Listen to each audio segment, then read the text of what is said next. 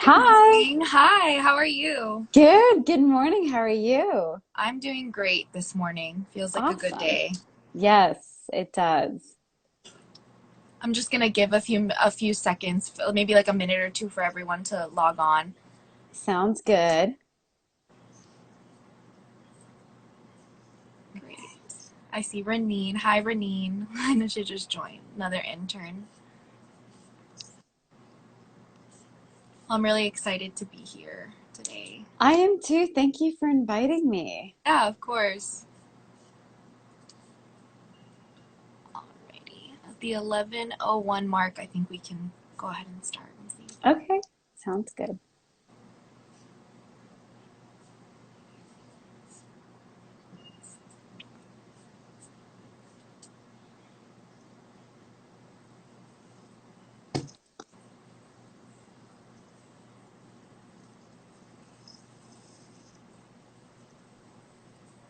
Finding the right camera angle, always hard on these things. So I have my headphones and my plug is underneath the phone, so I'm like plopping it with like a bunch of Yeah. stuff so it doesn't fall. Yeah, mine is literally like propped with like a candle and then like a tripod. I'm like trying to like make sure it's like perfect.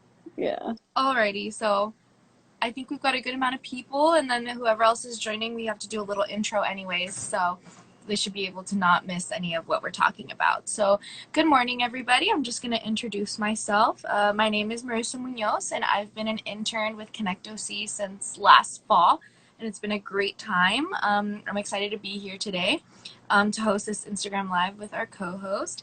And I just wanted to first, for anyone who doesn't already know, ConnectOC is a coalition dedicated to increasing accessibility to mental health services for Orange County transitional age youth, young adults, and their families by networking them to local community mental health resources.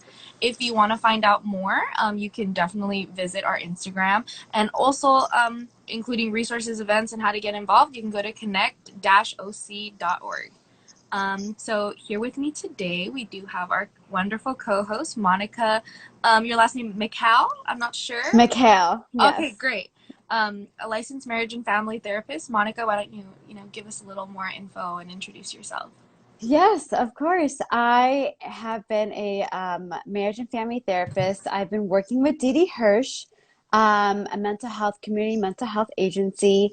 I've been working there for about 6 years. I've been in community mental health for almost like 9 years. I've been licensed for 4 years. Now I'm a lead clinical supervisor at the Child and Family Division in Inglewood. I do specialize in trauma, informed care. I have a lot of evidence-based practices underneath my belt, seeking safety map, trauma-focused CBT. I have dabbled a bit with the 0 to 5 child and parent psychotherapy, some triple P parenting certification. I predominantly really focus on play therapy because play therapy really the child's language is through play. So that's one of my biggest focuses is now, and then also group therapy. I love running groups. So that is it for me. That's currently where I'm at. Wow, that's a lot and so amazing. I know you must Thank have you. so much experience. Thank you. So great. We're so excited to have you here today. And I also want to mention that we would like everyone who's watching right now, viewers, to participate in a short survey after watching this live. You get the chance to win an Amazon gift card. So you can find the survey at the link in our bio. You can just click on our connect_OC and then link in bio. It should be there and it should be really easy to find. It'll be listed if you just scroll down. And lastly, before we get started, we do want to give a trigger warning, just since the following conversation is going to cover sensitive topics that might bring up some stuff. I myself have also struggled with self-harm in the past, so, I know how important it is just to let that be said before we dive into the conversation. So let's start, right? Let's All do it. right. So the first thing we want to talk about is what is self-harm. There might be some people that don't know what self-harm is. It might be something that some of us don't fully comprehend. So I would say, in simple terms, self-harm, self-injury, means hurting yourself on purpose, right? Hmm. Um, Hmm. would you want to elaborate on that, Monica? Yeah, self-harm can manifest differently for everyone, and the ways people may self-harm extend far beyond the usual reference to cutting in social media or just media in general. Simply, self-harm is anything someone can do to purposely hurt their body. And that could be a variety of things like hair pulling, scratching, using a razor blade. So there's different forms of self-harm. Right. Yeah. For sure. It can even be in extreme cases, bone breaking, it can really lead to a lot of hospital visits and stuff like that. Hmm. But you're right, mostly in social media and in the media on TV, mostly the only thing that we see for the most part is cutting and burning. But yeah, it can manifest in a lot of different ways. So thank you for elaborating on that. So now, of course, the next question and the next topic we want to cover is why do people self harm? There's a lot of people that struggle with mental health issues and they never self harm. So what is it that leads someone to take that path Hmm. instead of someone who doesn't? For some people, when depression and anxiety lead to a tornado of emotions, they turn to self harm to looking for a release. And usually, when people self harm, they do not do so as a suicide attempt. Rather, they self harm as a way to release painful emotions.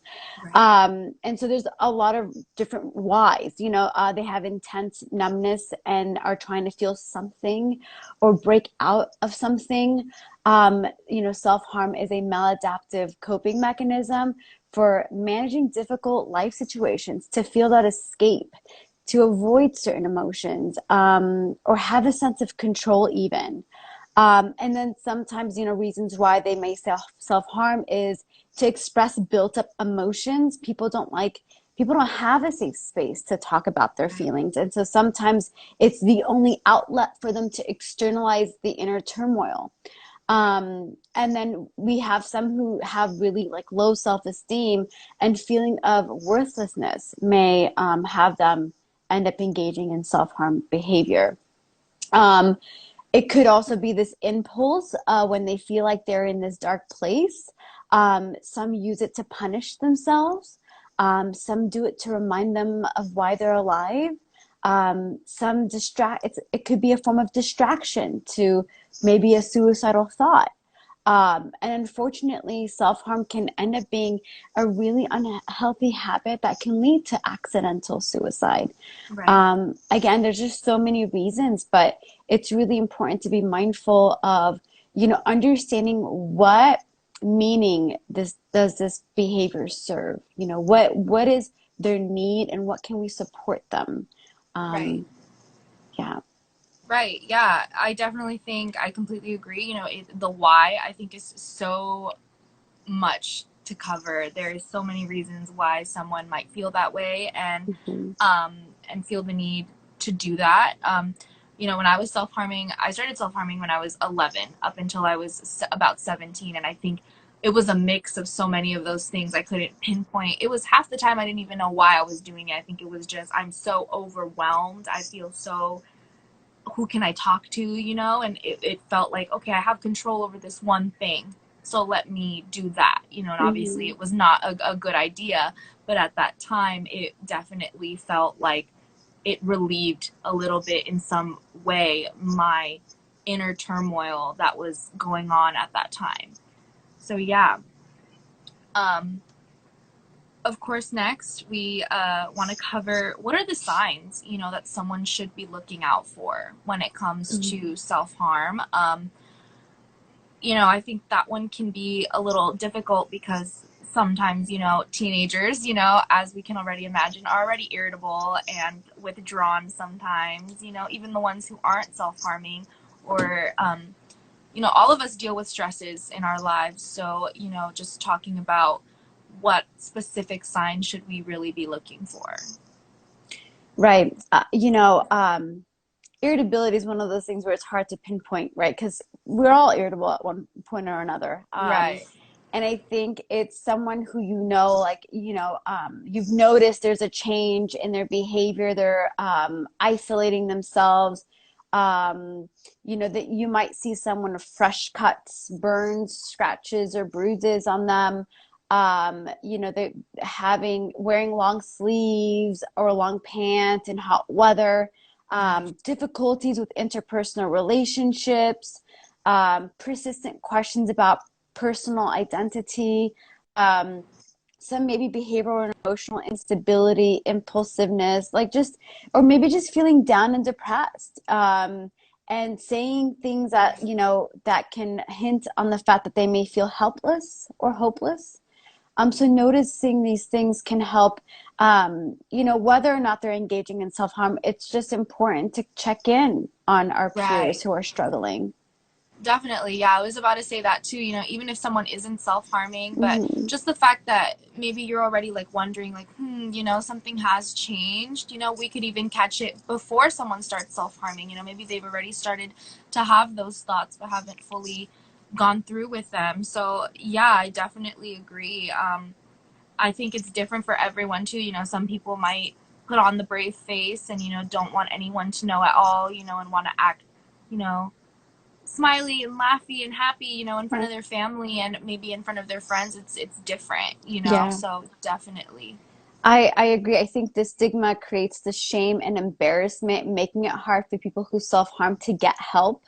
Hmm. And so looking out for yourself and your friends, and if you suspect that someone in your life is self-harming, it's really important, that the importance of just checking in. How are you Right. doing? And I'm sure we're going to get into that. Yeah, you actually just segued perfectly into it. The next would be, how do we go about having that conversation? It can be so uncomfortable for many reasons and difficult. One, you could feel uncomfortable yourself as the person who's asking. You could get nervous and anxious. You also could have that fear of, "Oh, what if they get upset with me? What if I'm wrong and I offend them and then they don't want to talk to me at all?" Or, the fear of just simply upsetting them and triggering something. And, the conversation can be difficult for a lot of reasons. So, yeah, what would be the best way to get into that? Yes, I think so. Let's just start off with the checking in and ask how they're doing, acknowledging and understanding their pain. I wouldn't fixate on the behavior itself. I would really open up that space for them to allow them to self to express their feelings and their Right. pain and feeling that validation. Understanding, also their intent. Is this is this an attempt? Is this something that may lead to them being at high risk? And are they feeling it now? And should we seek urgent care, seek professional help? Should we engage in crisis services at this moment if the intent is really high? But seek to understand the cause, then the behavior itself. Like, were they bullied? Are they undergoing a painful transition in their life? What is the need it serves? Is it to release negative emotion? And the support, the need, so the support to the need. So do they need compassion? Do they need to, like, if they really need to release this negative emotion, what can I do to help them navigate and sort of push through and maybe engage them in something else to release that negative emotion? The more we get to understand the need, the better we're able to support that need. So things you can say to people who are struggling, I'm not leaving your side. We're in this together. I can see that you're hurting, and I'm here for you. And the whole, I think this phrase has become so popular. It's okay not to be okay. We Right. all have our highs and lows, and honestly, and I love this. It's not because, engaging in self-harm does not mean that they're weak. It's because they've been so strong for too long. Right. And it's okay if they don't want to talk. We can just sit here together till the storm passes. And just kind of truly, I feel like the biggest thing is feeling connected and being checked in on, and to feel that reassurance that they're going to be loved no matter what. Um, so, yeah. Right. Yeah, I completely agree. And I really like how you said that it's not that they're weak, it's that they've been strong for so long. Because I think, um from my experience and then also from, just the general stigma is, you know, you're weak, and, you know, a lot of other people deal with things that are way worse, and, you know, or something like that, you know, and they're not doing that. So it's very true that, you know, it doesn't mean that you're weak. It means that you've been strong for so long. And Hmm. sometimes, like you said, they don't want to talk. Sometimes, you know, I feel in a bad mood even now, and I'm just not in the mood to talk. But having someone sit there with me and say, all right, you don't want to talk? That's cool. Let's just sit here and watch this TV show together. And we don't have to talk about anything. But as long as you know that I'm here for you. And I think that everyone needs that. You know, everyone I needs that agree. I agree. unconditional support. I Whether or agree. not you're going to open up to me, I am here for you. And when you feel ready, or if you never feel ready, I hope you have someone else in your life that you can open up to.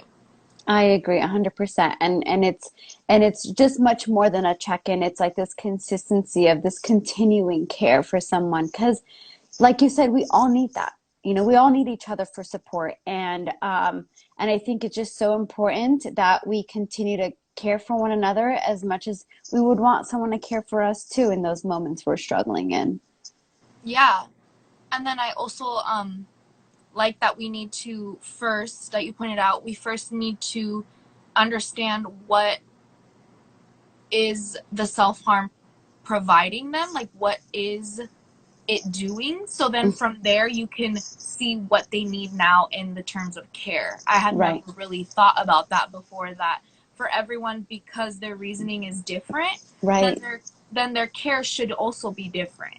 right. Absolutely. Yeah, and I've seen the different reasons, and it's really interesting to know what purpose it serves in their life. Um, and it could be this just maladaptive coping skill that they're engaging in.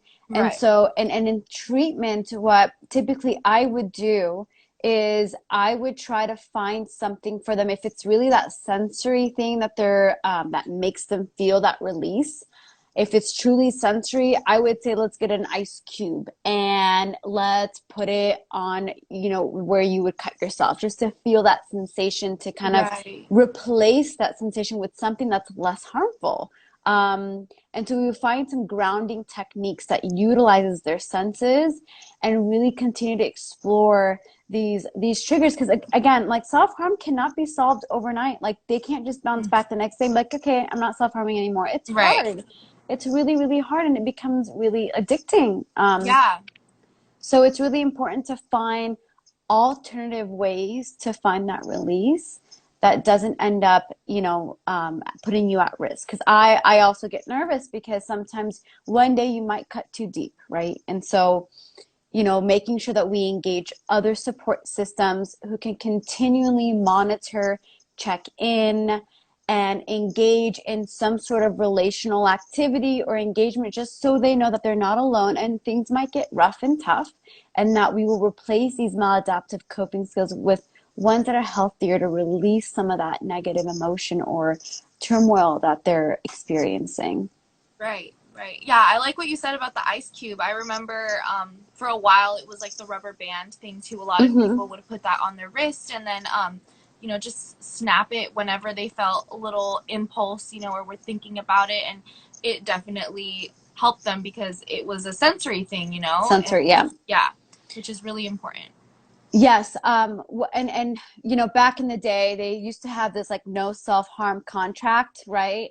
And that completely went out the window, because it's like, I'm not gonna can just sign a piece of paper that says I'm not gonna harm myself. Like I And said, that it's fixed me, right? and that fixed you, or that solves the problem. Because I mean, if anything, let's engage in developing a safety plan to keep you safe, and let's engage in ways we can list things that you can do to help relax, help you release some of this, and find other support systems that needs to connect and monitor and keep you safe.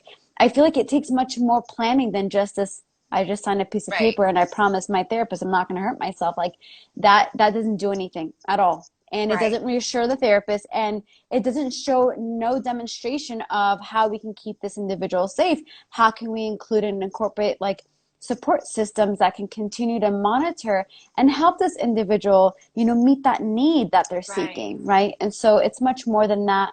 And so, yeah, I've always, when I started therapy, I've heard about the no self harm contract, And at that period, people were like, no, that doesn't really do anything. Do And anything. what's the purpose? Because of liability makes no sense, right? So I think it takes a support system to truly navigate and help someone recover and heal. It does. It's not, it doesn't happen overnight. It doesn't happen individually. It happens with a group of people who care and want to make sure that you are able to get on the road of self-healing and recovery, and making sure that your needs are met, making sure that we're able to process the pain. Um, Right. yeah. Yeah, I remember signing one of those self-harm contracts when I first started therapy when I was 13, and I got sent to therapy because, my primary care physician saw the cuts, and they told my parents, the best thing to do would be to take her to therapy. And I remember when I signed the paper, I was like, am I really sticky? It's just me grabbing a pen and putting a signature. But then I remember the years following, we did develop the care plan, and it was like step by step, like what can I do instead of this action? Who can I reach out to?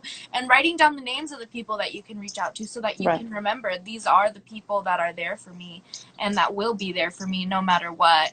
And I think also it doesn't happen overnight, and then it feels so shameful when you slip up, Mm, and then shaming someone when they slip up isn't the right route to go either. It's hmm. let's talk about why this relapse happened, and let's talk about how we can stop it from happening again. Exactly. Exactly. Yeah. Yeah. And I think there's also, when having this conversation, there's also some do's and don'ts, right? There's some things that you shouldn't, when having this conversation, maybe don't be dismissive or pass judgment, things like that. There's some very, like, things that you could just list. That's just number one, do not do that, right? Right, right, absolutely. So are we going to talk about the do's first or the don'ts, or do you just, what would you like to What, start off with? whichever one you feel you want to cover first. Definitely, let's do the do's. I like to start off with Positive. the positive, the strength-based ones. We definitely want to validate people's feelings. Like that's like the number one thing. Acknowledge that, there is pain, and it's important. People want to feel heard and understood. They don't want you to problem solve their issues. They want to feel heard and understood. They want to feel validated, because it hurts, and they haven't had a safe outlet to do so. So just providing them that space alone it make wonders for them, and for anyone really, not just for them. So validation is key, and just acknowledging and just sitting in with them. You don't have to solve. You don't even have to talk to them, right? You can just Right. people just want just to feel that they're just support, and someone understands and recognizes that I'm hurting, and they're not pressuring me to change. They're not shaming me. They're not dismissing my feelings. Right. They're acknowledging that space, and they're holding that space for me. And a lot of times therapy does that. They hold that safe space for them. Yes. And let's not pass judgment. Let's not, sometimes again we get fixated on the behavior, and it's okay, so I'm cutting, like, but what's behind that? Let's get deeper. Let's connect on a deeper level. And we can't just easily say to folks, all right, like, let's stop doing this. That's really bad for you. I mean, we all understand that, right? Sometimes Right. you go to therapy, not because like you don't want your therapist to tell you what not to do. You've already heard it from all these people around you. It's Right. it's much more than just saying stop that, don't do that, it's gonna hurt you, but really connecting, like, I hear that you're hurting. Tell me more about your day and your struggles. Yeah, that I can only imagine what you're going through. I care about you. I want to be able to walk this journey with you, and make sure we get you the help and support that you need. So it's just opening up that dialogue, that open space. We don't have a formula, we don't have a script. It's Right. just building that relationship, and genuinely, with a curious heart and with a compassionate heart, reaching out to them is more than enough, right? And just knowing that you're there. Um, yeah, it's a very sensitive topic, and there's a lot of shame and embarrassment. So I could only imagine what that's like for someone, and how tough that conversation might be. But to the fact that you're acknowledging and you get it and you're there, eases that feeling of uncomfort, and allows them to be able to slowly open up to you. And the more validating you are, the more comfortable and safer they feel, and they end up telling you more again. And then from there, we can say, hey, it sounds like maybe seeing a therapist might be a great idea to get additional support. And just being, again, an outlet for them, a support system for Right. them. Call me when you need me, I'm here. Let's talk about how tough things have been lately. You moved, or parents have gone through a divorce, whatever it may be. Let's talk about it. Give them that space. Right. Yeah, and it's so comforting. Like I've never expected anyone to understand completely what I'm going through, but just to say, hey, I don't know everything that you're going through. I've never been in your shoes, but I hear you and what you're feeling. It's completely okay. And Hmm. when it's truly, it seems like the smallest thing, to just say, oh yeah, I get you. You're validated, and but it's so huge for someone that's going through something that, which should be a lot of things, going through just a tough time. And Exactly. yeah. And then the don'ts of approaching this conversation. Yeah, I mean, again, don't be dismissive. I think a lot of times it's really uncomfortable for us to, like, what do I say? If I talk about it, will they get even more depressed? Will they think about self-harming again? Right. Like, I it's think this that's definitely unknown, one of the fears. the fears that come with it. It's like a lot of times, talking about depression or suicide or anything, it's scary, and I don't think people are. I know it's hard to say, like, they're equipped to talk about that, but honestly, it's just the simple fact of, like, these are emotions. These are things that we all feel sometimes, and I know it's uncomfortable for some because it might be this brand new conversation. We don't know what may lead, but the fact that you're allowing this conversation to come up, and to just say, hey, this is completely, it's common. Yeah. Tell me about your day. I've had a sucky day too, where I've had these feelings of feeling down and depressed. But definitely, like, not being dismissive. Don't pass judgment. Let's not turn into a joke.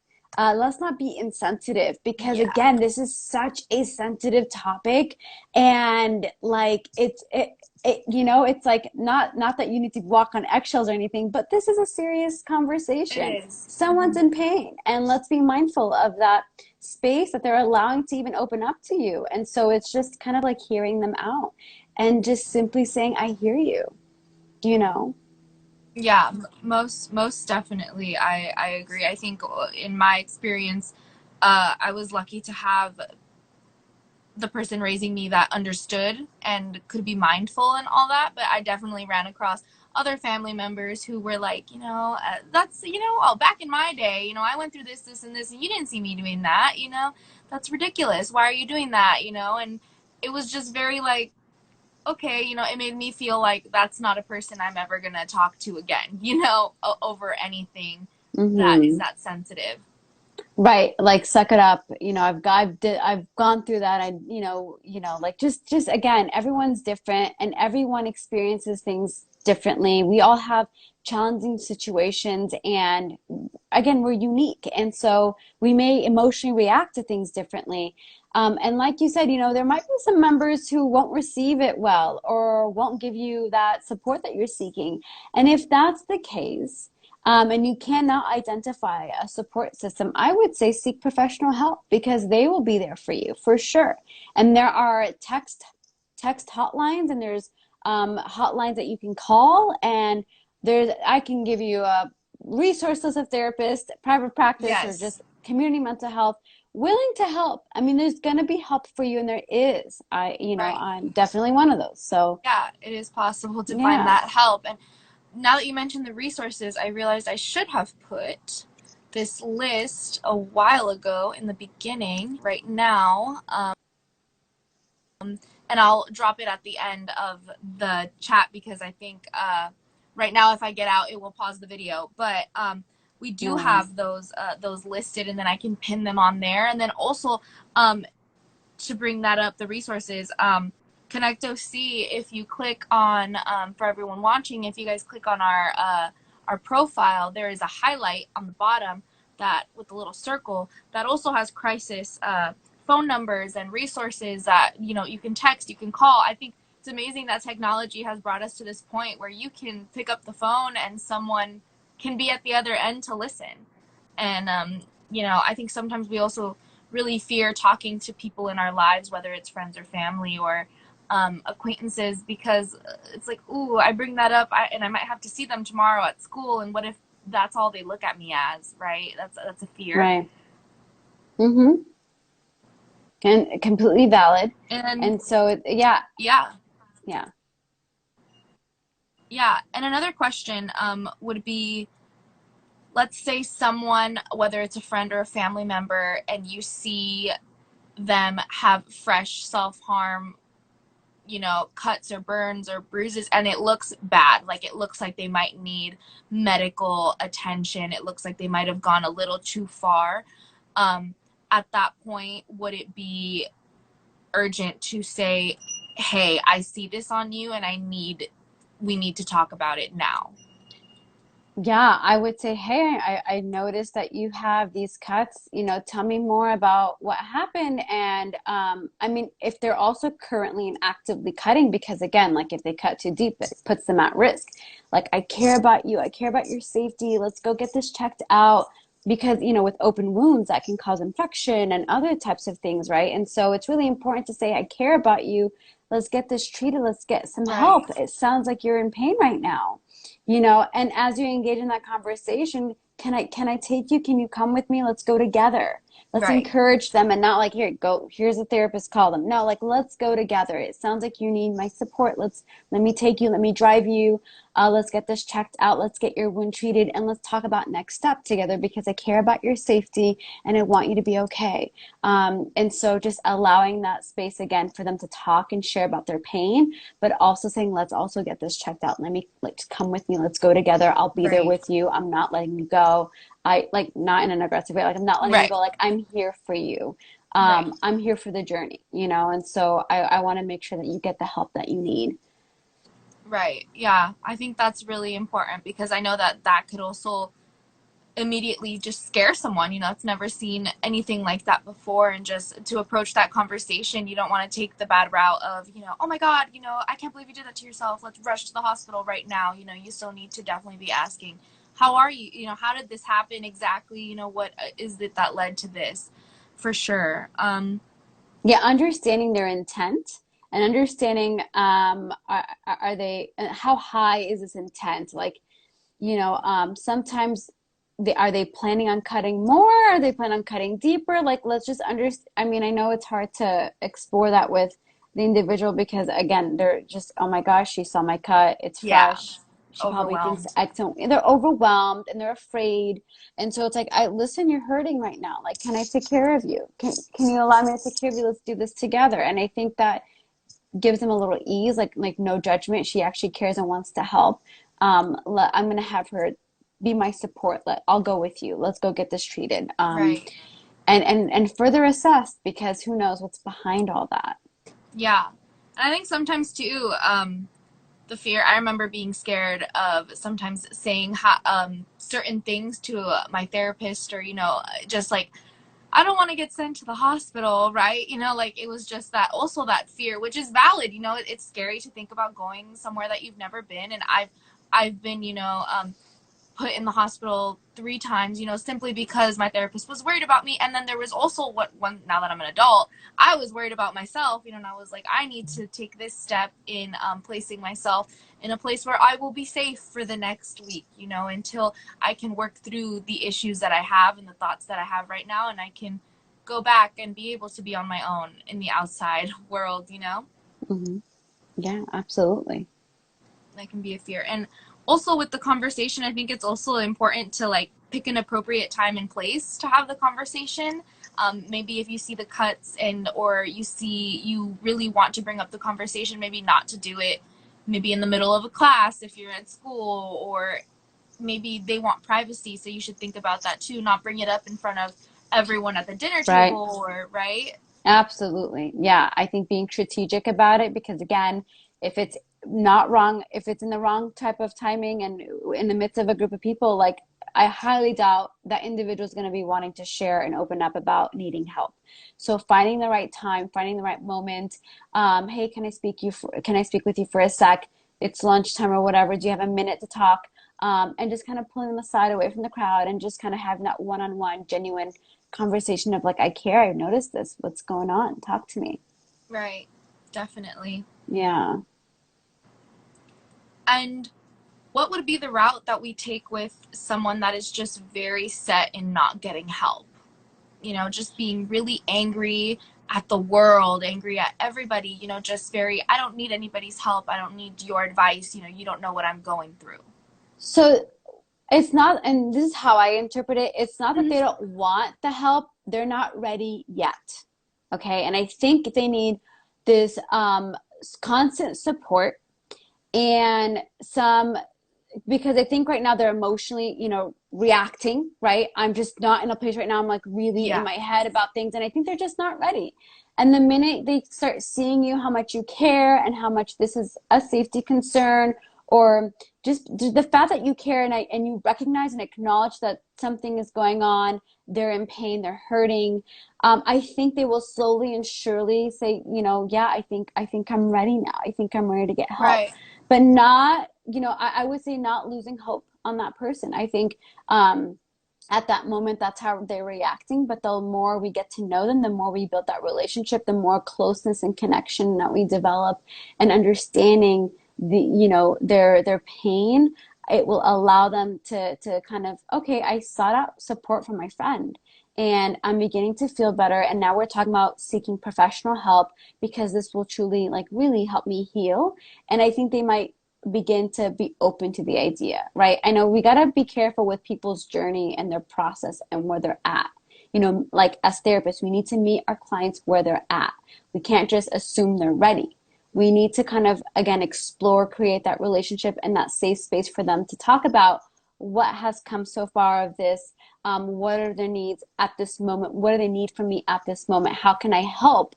And then eventually that conversation of seeking professional help may come up and they might be open to the idea. I wouldn't lose hope. I think that just the way we interpret that means they're not ready at this moment in time. But again, as a friend or a support, I will continue to monitor. I'll continue to check in on them. Right. And that's really important. Not giving up on them, not losing hope, and not making them feel like, well, if you don't care, you know, or I'm interpreting it as you don't care about yourself, then I'm not going to care about you either, you know, and not reacting angrily towards them not being ready. It's a scary step to take, especially if they've been in that comfort zone so long. They've been that way for a while, and it's scary to change. I think that's comes with life in general, no matter whether it's about self-harm or about moving to a new place or making crazy life decisions. It's scary to go through changes, and I think there's also still a lot of stigma, right, with like seeking therapy and seeking counseling and seeking a help. It's obviously we're here to break that stigma, but it's still really alive and well, sadly, you know, with a lot of Yeah. yeah. Mental health, the stigma behind it unfortunately still exists, but I feel like I want to say we've made progress. I feel like Oh, we definitely. have a movement. We are talking about mental health openly. We are acknowledging that, we have these emotions and it's okay to have these emotions. Life is not perfect. We're going to have a wave of things, and just because you're seeing a therapist doesn't mean you have a problem. It just means I need to speak to someone with a professional or a different perspective than mine, and just have that safe space for me to really talk out my issues, talk out my whatever it may be. And I think we all would benefit from that, not just a particular individual. We all would benefit from Yes. having a conversation and talking about our struggles, our emotions, because we all have them and we're human. Most definitely. Yeah, I think we definitely have made progress. Which I'm so glad for, because you know we definitely want to move towards the place where more of us can have these conversations openly and not feel, you know, shame or guilt, because like that phrase you said earlier, it's okay not to be okay. We don't have to be okay all the time. We don't have to be, you know, and no one else is okay either. You know, I guarantee you someone else is having a sucky day, and sometimes saying like, man, that my day's been hard, it's like mine too, like mine has been hard too. And let's talk about it and go get, some ice cream together, or let's just sit here and talk it through. And it can really help knowing that, hey, everyone else is not doing as great as, I make them out to be in my head. We're all human. Hmm.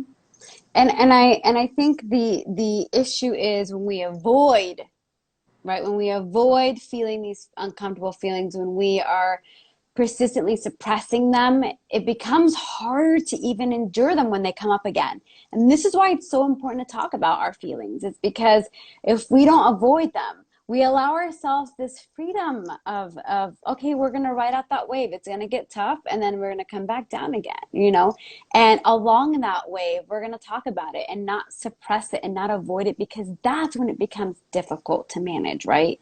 And so acknowledging, like, I'm human, I'm going to have my sucky days, I'm going to feel bad and terrible some days, and I just need someone to talk to. I need a good whatever. I want to release it by just having boundaries, taking some time off from work, taking some time off for whatever it is, and just indulging in some wonderful self-care stuff that makes you feel good, because we all need it, all of us. And I can't stress this enough. And so I even myself have to work on creating boundaries, making sure I get my self-care, because I do have moments where I just like, oh my gosh, I'm drained.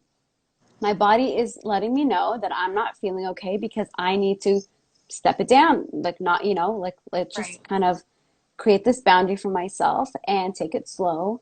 And once you engage in self-care, not only are you nourishing your spirit and your mental health and your emotional health, even physically, because all these things connect, you then come back to work or come back to whatever it is refreshed. We need that. We're not robots. We will Exactly. crash sometimes. So Exactly. I just want to normalize that, because even therapists need therapists too, and so there's nothing wrong with that. Yeah, I think that too is really important. Sometimes, we look at our therapist and we're like, wow, they're so great. They give us all this life advice and, all this, but they need therapists too. They have their days too. They're not okay every day. We're not okay every day. We don't have to be. Everyone is human, and everyone is going through things that, like you said, when we are avoiding those conversations, it just gets a lot worse. And sometimes that can be how it starts and then eventually leads to self-harm. You've just bottled it up for so long, and you just feel like you're about to burst, and then eventually when you do, it's not in a very good way. Hmm. I completely agree with that.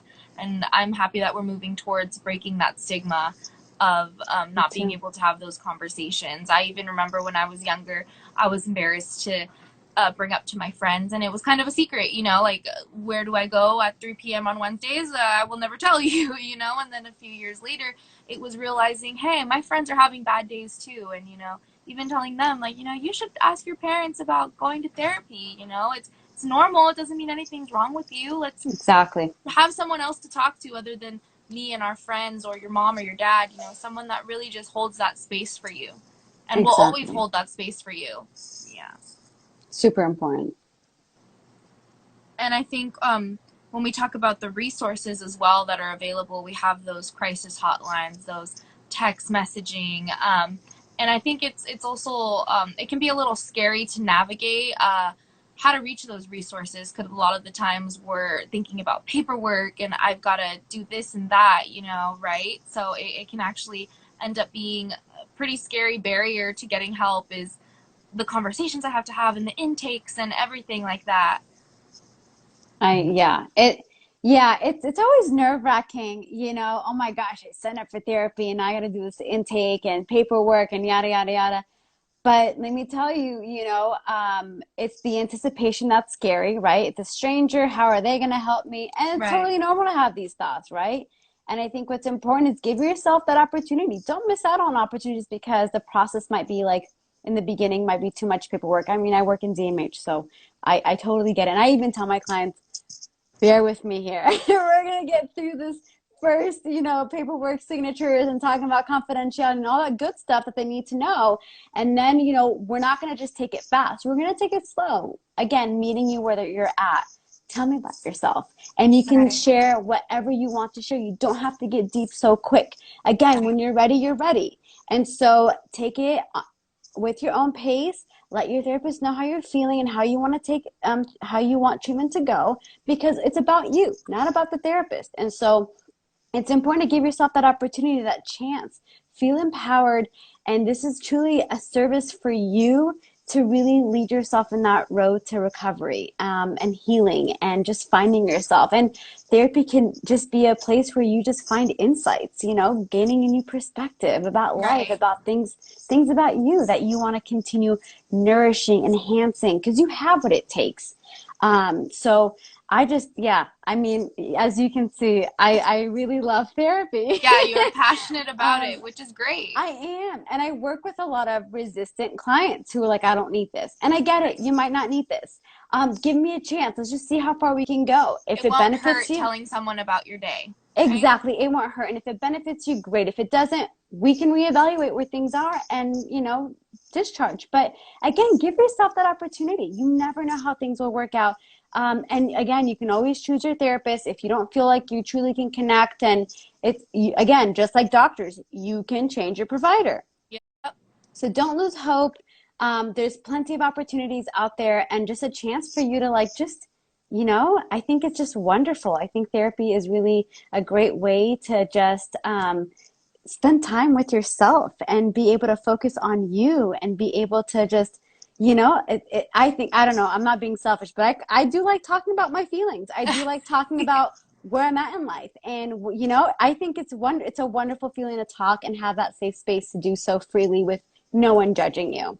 Yeah, definitely. We all deserve that. And it's not about being selfish. It's about, I am the center of my universe, right? So I should be able to, so that I can be who I need to be for everyone else. First, I need to be who I need for myself, right? We need to take Exactly. care of ourselves before we could ever take care of anyone else in our lives. Absolutely. Absolutely. Yes, you got to take care of yourself, because how else are you going to take care of other people? How else are you going to support? You need you time, and we kind of neglect that sometimes because therapists, I don't know if there's a lot of therapists on it. We have this compassion fatigue. We give, we give, we give, we give. But what about ourselves? We're human too. We need to fill up our cup so we can fill other people's cup too. So I love that, what you said. Perfect. Definitely. Yeah, definitely. And now I just want to give some resources since I did not get the chance to pin them. If Hmm. anyone just wants to write it down, if you guys, we can also find them, of course, on connect-oc.org. They're also listed there. But, the crisis text line, it is text home to 741-741. Easily to remember, 741-741. If you ever just, you don't want to go through, I know it can be kind of awkward nowadays, talk on the phone, you can text someone, hey, what's up, this is what I want to talk about right now. We also have the suicide prevention lifeline, which is 24/7, 800-273-8255. It's there 24/7. Someone will answer the phone, and that's really comforting to know as well.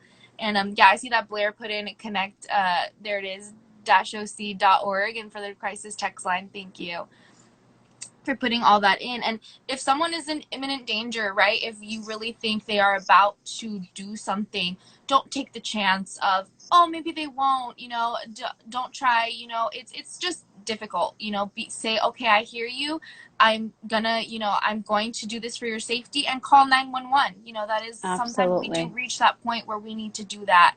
And sadly, it can be hard to do. They could be right on the edge of doing something that could just take them away, and we need to Yes. make sure. Yes. Trust your gut. If you feel like something's off and something's wrong, do it because you're doing it out of love. You're doing it because you care for their safety. They'll understand. So Right. if you feel like, I know my friend, something's really off. I saw these fresh cuts. I don't know if she can keep herself safe.